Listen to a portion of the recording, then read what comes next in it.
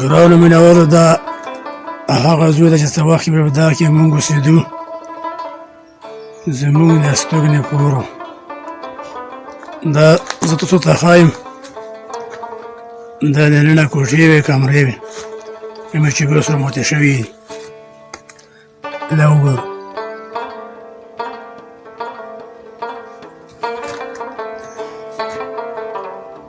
دلته کې وار و اخ طرف ته بله کمره وه دا کمرې ننه دا کمرې ننه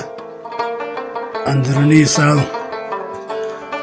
او دا پوسټ ګوره دا ځوان چات په باندې ښکاري د هغه نه کوم چې مچ شوی دی نه پوسټ ځوان چات دیوالونه وګورو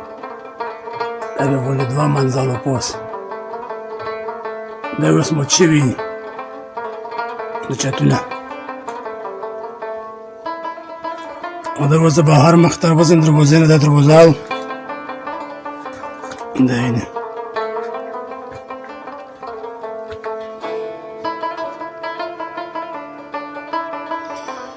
دا زوی بهر دغه له دوې برانډې وې یوه دار و چې اوس پکې دغه ونې شوي دي دا وګوره دا تاسو کتلی شو دا ونې پکې شوي دي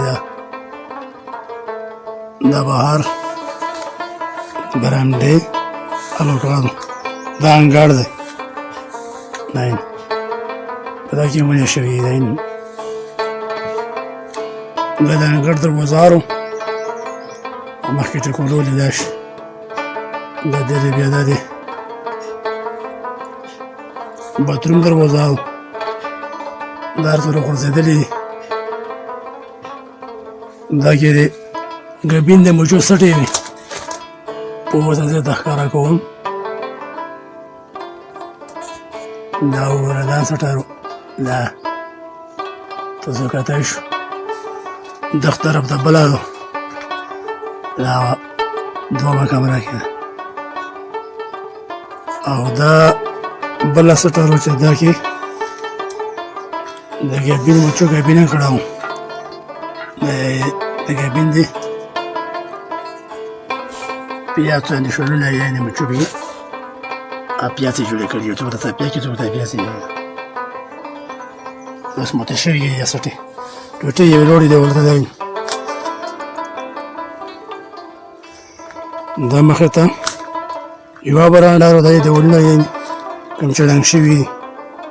ختم شوي دي او دا خوا بله برانډه وه دا دغه دا دیوالونه دی دا ړنګ شوي دی پروته ده دا د انګړ بهر له دروازه وه یو طرف ته دغ طرف ته یې اوس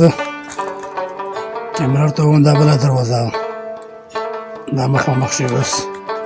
بند دا شوي دا ماته شوي یو دا بله دروازه وه دا غټه دروازه وه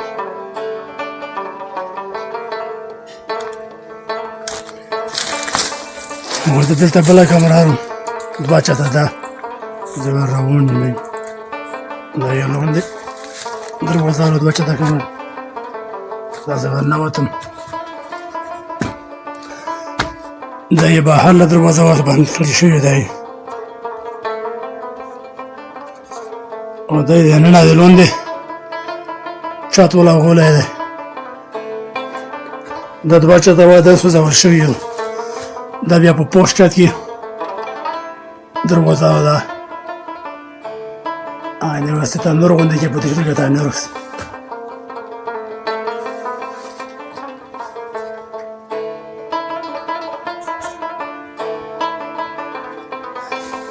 دغه نوازم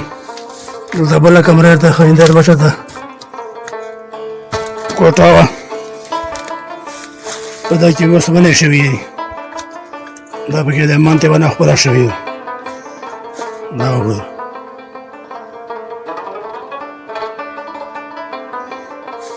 دا یې لونډې دیوالونه کې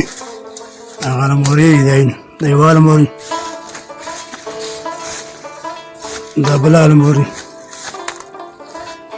او دغه طرف ته دیوال ختم شوی دی دا مکمل دوه چته دیوال غورځېدلی دی تباه شوی دی دا یې دغه ته دیوال دی په اوس منځ کې پکې دغه ونې شوي په خپله پکې مانتې شوي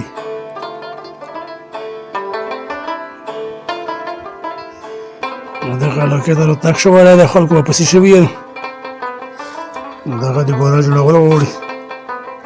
الله دې رحم وکړي ټولو متاثرینو په حال باندې بس دا مختصر ویډیو وه چې ما تاسو ته وکړله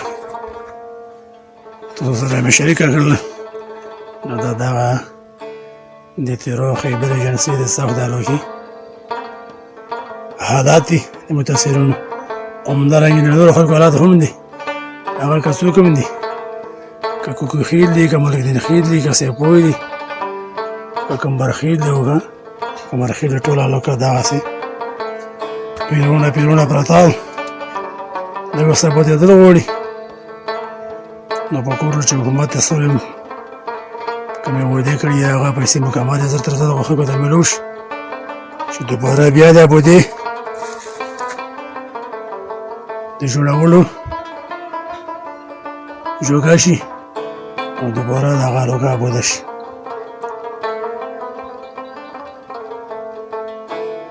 دا وګورئ ډېره ډېره مننه تاسو مونږ د ویډیو د کتلو او د مونږ ته ټیم راکولو السلام علیکم ورحمت الله وبرکاتو د الله په امان